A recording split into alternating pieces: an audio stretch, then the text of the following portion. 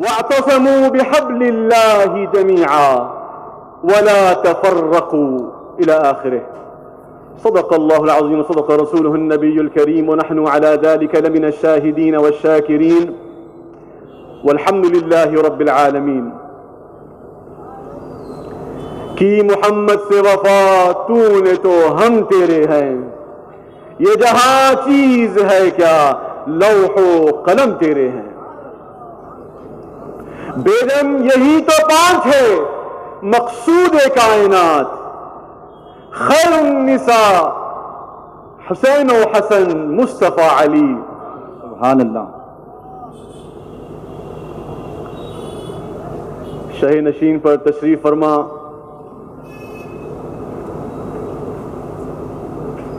حضرت العلامہ پیر طریقت سید شاہ درویش محی الدین قادری المعروف مرتضی پاشا صاحب مدد اللہ العالی، سید شاہ مولانا سید شاہ نجم الدین قادری الجیلانی المعروف ساخت پاشا صاحب، اور جمیع خانوادہ شرفیہ کے چشم و چراغ اور جمیع ذی قدر ذی وقار مشائخ عظام، علماء کرام اور تمام آج کی اس مبارک مجلس کے مکرم حاضرین محفل، خصوصاً آج کی اس مبارک جلسے کی روح و جان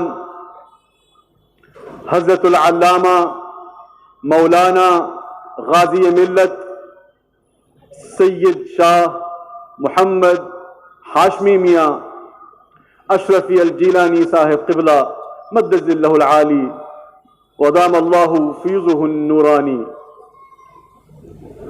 السلام علیکم ورحمۃ اللہ وبرکاتہ. بڑا کٹھن موقع ہوتا ہے جب آپ سے پیش رو مقررین بہترین شعلہ بیان اور آنے والے ولولہ، تو کوشش کروں گا کہ آپ کو میں سلا نہ دوں.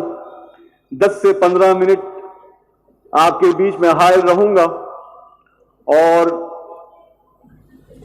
جو موضوع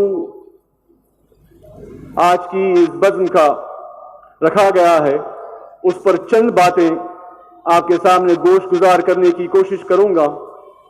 رب تعالیٰ سے دعا ہے کہ جو باتیں کہیں جائیں وہ اچھی رہیں اور آپ کے دلوں پر وہ کام کریں.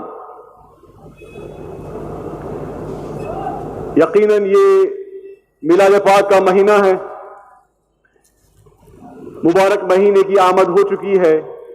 اللہ رب ذوالجلال کا فضل و کرم ہے کہ ہمیں مسلمان بنایا، امت محمدی بنایا، اہل سنت والجماعت میں رکھا اور ہماری رہبری، ہماری ہدایت کے لیے علماء ربانیین اور ایسے پیران طریقت عطا فرمائے ہیں کہ جس کے ذریعے قوم ہرگز بھٹک نہیں سکتی. ہاں چند ایسے عناصر ہیں، چند ایسے سپیکنگ ہیڈز ہیں جو انتشار کا سبب بنتے ہیں، لیکن رب تعالیٰ کا فضل و کرم ہے اور آج کا یہ مجمع اس بات کی گواہی دیتا ہے کہ الحمدللہ ہم فتنوں کے شکار نہیں ہیں. اختلاف یقیناً رہا ہے اور اختلاف اگر نہ ہوتا تو پھر رسول پاک صراحتاً یہ فرما دیتے کہ میری امت میں کون سا بھی اختلاف ہرگز برداشت نہیں ہوگا.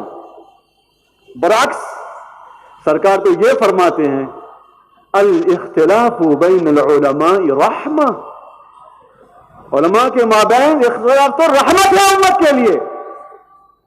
تو پھر بات کیسے سمجھیں؟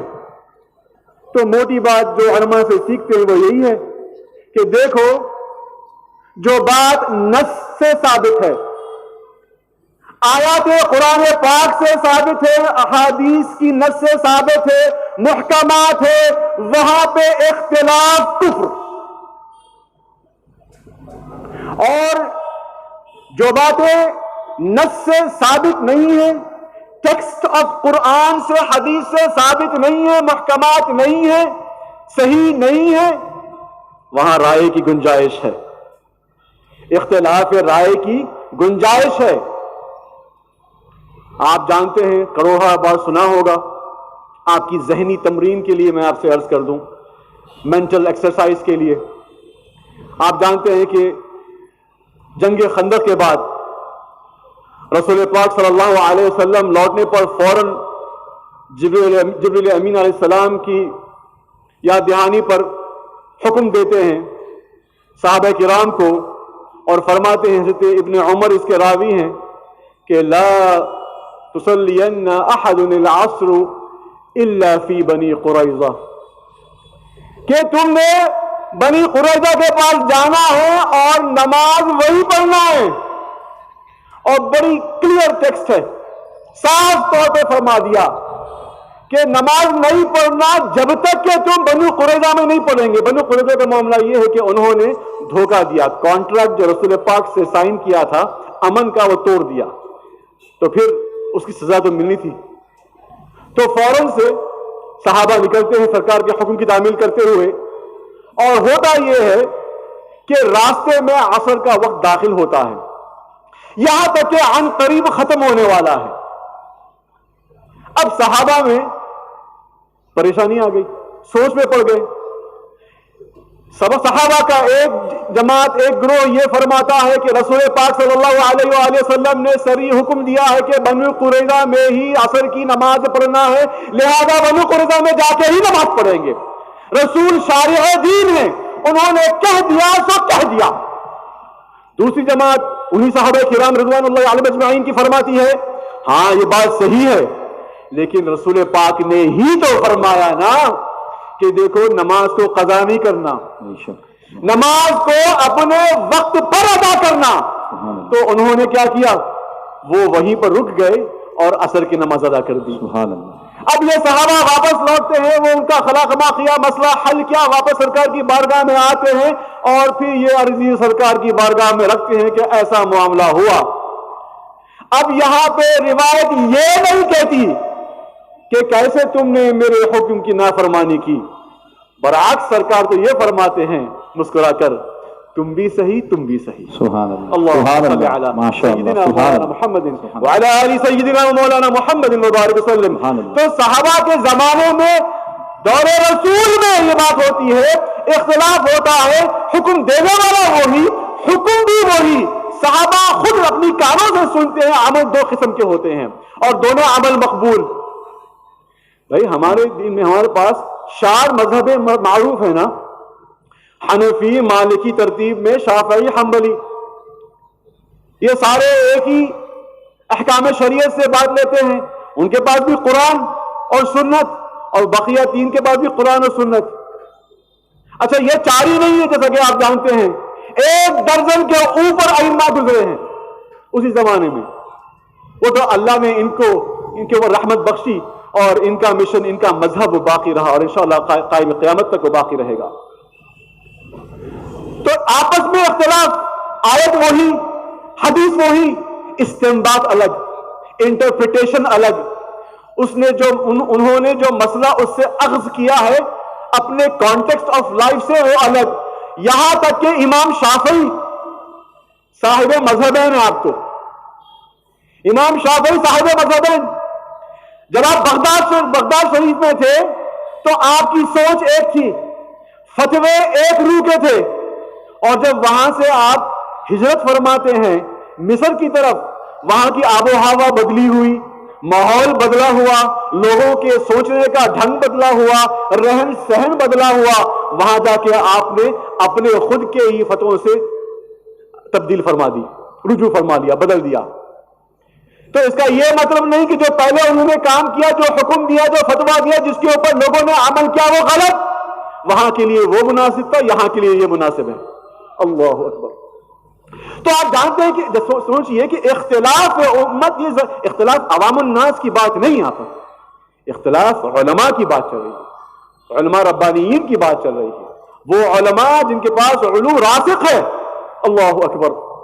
آگے چلیے ایک اور آپ کو مثال دیتا ہوں، پھر اپنی بات کو آگے جلدی سے سمیٹ لوں گا انشاءاللہ تعالی. عصر کی نماز کا وقت ہے. اکثر ہمارے یہاں پر میرا یہ غالب گمان ہے کہ جب حنفی فقہ سے تعلق رکھتے ہیں، لیکن آپ دیگر مسلمان بھائیوں سے ملاقات کرتے ہیں، سعودی عرب جاتے ہیں، کہیں اور جاتے ہیں، آپ دیکھتے ہیں کہ آپ کی عصر کی نماز کا وقت الگ ہے اور ان کی عصر کی نماز کا وقت الگ ہے. ایک قرآن، ایک حدیث، پھر یہ کنفیوژن کیوں؟ چلیے اس کے اوپر بھی تھوڑی سی ہم توجہ ڈالتے ہیں. بخاری شریف کی حدیث ہے، حضرت ابی ذر اس کے راوی ہیں، فرماتے ہیں کہ رسول پاک صلی اللہ علیہ وآلہ وسلم کے ساتھ ہم سفر کر رہے تھے. سفر کے دوران مؤذن بلال رضی اللہ تعالی عنہ آپ سرکار کی بارگاہ میں آتے ہیں، سرکار اذان دے دوں ظہر کی؟ کہا نہیں، ابرد، ابھی ٹھنڈا ہونے دو. پھر کچھ دیر کے بعد آتے ہیں، سرکار اذان دے دوں؟ کہا نہیں، ابرد. نہیں تو نہیں کہا، ابرد کہا، وقت ٹھنڈا ہونے دو، گرمی تھی شدت کی. ایسے ہی ایک بار، دو بار، تین بار، چار بار آتے ہیں، یہاں تک کہ فائنلی راوی کہتے ہیں کہ جب سرکار نے اجازت دے دی، اس وقت انہوں نے یہ دیکھا کہ ٹیلے کا ایک سایہ زمین پر تھا. ٹیلے کا جیسے سورج ڈھلنے لگتا ہے تو شیڈ پڑتا ہے نا، تو جو شیڈ پڑ رہا ہے وہ ایک سائز اس ٹیلے کا وہ زمین پر تھا. امام شافعی، امام مالک، امام حنبل بولے چلو ایک سایہ، لہذا عصر کی نماز داخل ہوگی یا ظہر کی نماز ختم ہوگی ایک سایہ آنے پر. ابو حنیفہ وہی حدیث کو دیکھ رہے ہیں، یہ بھی امام وہ بھی امام، ان پہ بھی ہم سب قربان، ان پہ بھی قربان. ابو حنیفہ بولتے ہیں ذرا رک جاؤ، یہاں جو پوائنٹ آف کانٹیکٹ ہے وہ ہے ٹیلا. ٹیلا کیا ہے؟ وہ جو ایک مٹی کا ڈھیر ہوتا ہے، مٹی کا ڈھیر ہوتا ہے یا ریت کا ڈھیر ہوتا ہے، ایک چھوٹا ماؤنٹین، چھوٹے پہاڑ کی طرح ایک شکل بن جاتا ہے. تو یہ اشیاء منبسطہ میں سے ہیں، یعنی پھیلی ہوئی چیز. اچھا پھیلی ہوئی چیز ہے یعنی ایسے وی شیپ میں الٹا، اور جب سورج ڈھلنے لگ رہا ہے تو بتائیے پہلے سایہ ٹیلے کی پیٹھ پر چڑھے گا یا پہلے زمین پر اترے گا؟ ٹیلے پر ہی رہے گا. تو پہلے جیسے جیسے سورج ڈھلنے لگا تو سایہ اترنے لگا اس ٹیلے پر، نیچے آیا نیچے آیا، یہاں سورج ڈھلنے لگا، یہاں سایہ نیچے آنے لگا، یہاں تک کہ زمین تک پہنچا. پھر اور سورج ڈوبنے لگا، پھر سایہ آگے بڑھنے لگا اور آگے بڑھنے لگا. تو صحابی کریم جو دیکھتے ہیں وہ زمین پر سایہ ایک دیکھا، اور آپ اس مسئلے کو لے کر چھڑی لے کر جو منتصبہ اشیاء میں سے ہے، یعنی کہ جو آپ نصب کرتے ہیں اور جو کھڑی چھڑی ہوتی ہے اس کا سایہ کمپیئر کرتے ہیں. جب ٹیلے کا سایہ ایک ہوتا ہے، چھڑی کا سایہ دو ہوتا ہے. ٹیلے کا سایہ جب ایک ہوتا ہے، کیونکہ ایک سایہ اس کی پہاڑ پر اس کے ٹیلے پر آ رہا ہے، باقی دوسرا سایہ زمین پر آ رہا ہے، اور جب آپ چھڑی رکھتے ہیں تو وہی دو سایہ سیدھا زمین پر کرتے ہیں. تو ابو حنیفہ فرماتے ہیں جو آپ نے، اب اس کو لوگ قیاس بول کے بول رہے ہیں، اس کو قیاس بولنا یا صحیح عقل بولنا، لیکن آپ نے عقل استعمال کیا اور فرمایا دو سائے ہیں. اگر ٹیلے کو دیکھو تو ایک سایہ مانو، چھڑی کو دیکھو تو دو سایہ مانو. لہذا جب دو سایہ ہوں گے تب ظہر کا وقت ختم ہوگا اور عصر کا وقت داخل ہوگا.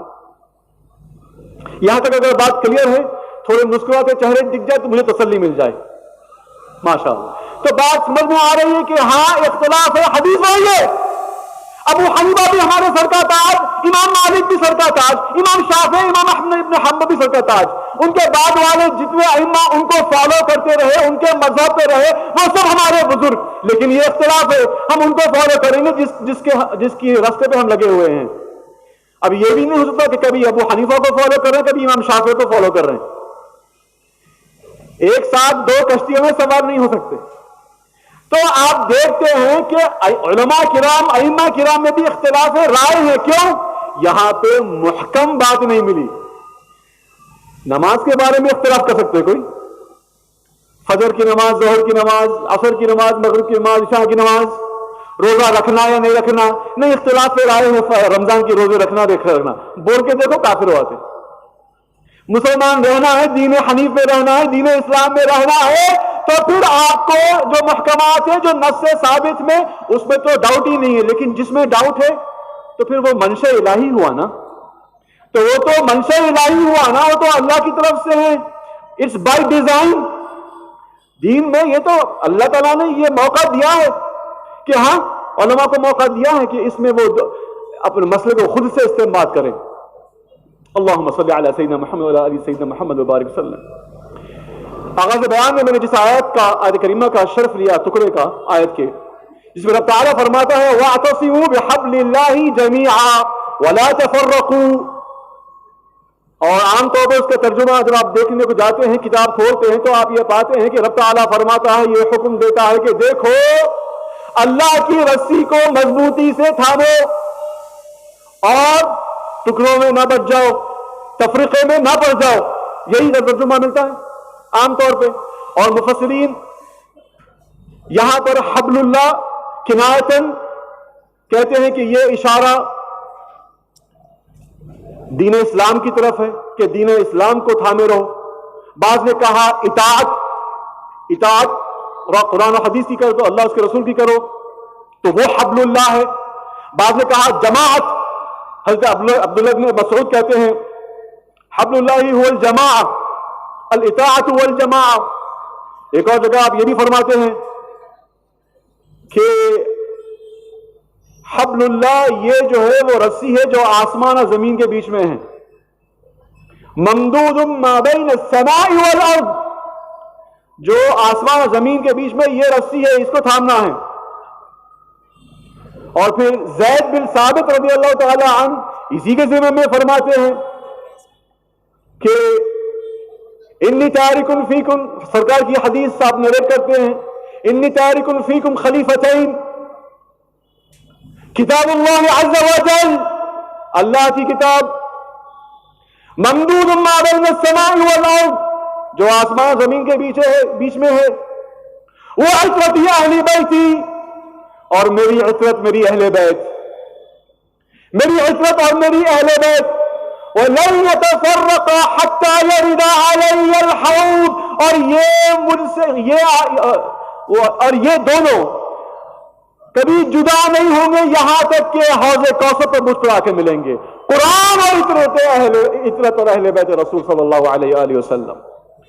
تو یہاں سے یہ پتا چلا کہ حبل اللہ قرآن اور حبل اللہ عطرت رسول، حبل اللہ آل رسول، اہل بیت رسول. اب یہ بھی جان لیجئے کہ رسول اللہ صلی اللہ علیہ وسلم ہم کو جو چھوڑ کے گئے ہیں، قرآن ہے ہی ہے، اہل بیت کا بھی ذکر آ گیا، اور صحابہ کو بھی ہماری رہبری کے لیے چھوڑ کے گئے ہیں. صحابہ ہمارے لیے مشعل راہ ہے. تمام صحابہ کی، کل صحابہ کی زندگیاں ہمارے لیے مشعل راہ ہیں، شریعت کے لیے حجت ہے. ان کی زندگیاں سے شریعت کے احکامات نکلتے ہیں. اگر ہم اہل بیت کو نکال دیں گے تو دین سے باہر، صحابہ کو نکال دیں گے تب بھی دین سے باہر. عمل کیسے کریں گے؟ جتنے سارے معاملات ہیں وہ صحابہ نے تو پہنچائے ہیں، جتنے سارے معاملات ہیں وہ صحابہ کی زندگی کو مثال بنا کر ہی تو سمجھایا ہے. اللہ اکبر.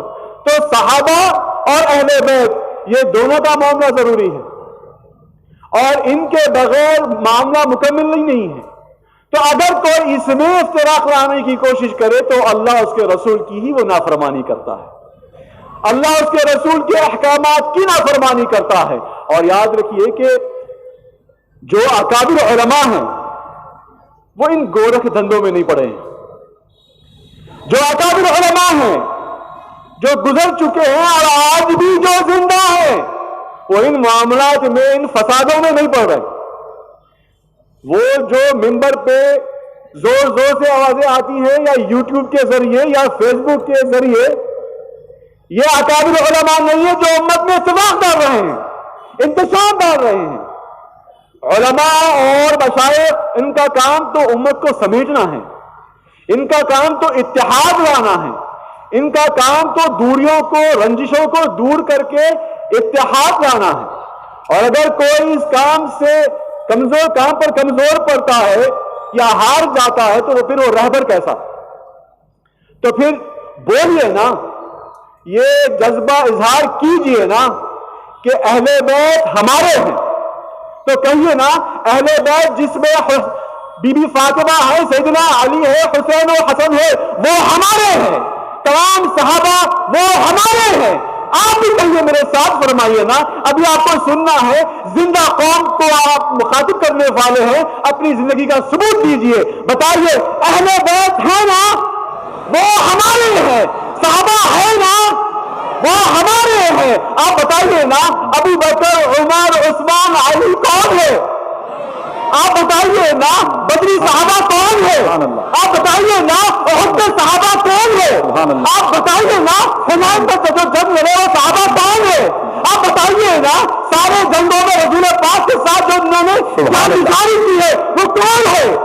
آپ بتائیے نا رسول پاک کی ساری بیویاں امہات المؤمنین وہ کون ہے؟ آپ بتائیے نا خلفاء راشدین کے بعد جتنے صحابہ ہیں، عبد الرحمن بن عوف، خالد بن ولید کون ہے؟ آپ بتائیے نا بلال کون ہے؟ آپ بتائیے نا وہ زبیر اور طلحہ کون ہے؟ آپ بتائیے نا فتح مکہ سے پہلے والے صحابہ کون ہے؟ آپ بتائیے نا فتح مکہ سے بعد والے صحابہ کون ہے؟ وہ سب ہمارے ہیں، وما علینا الا البلاغ۔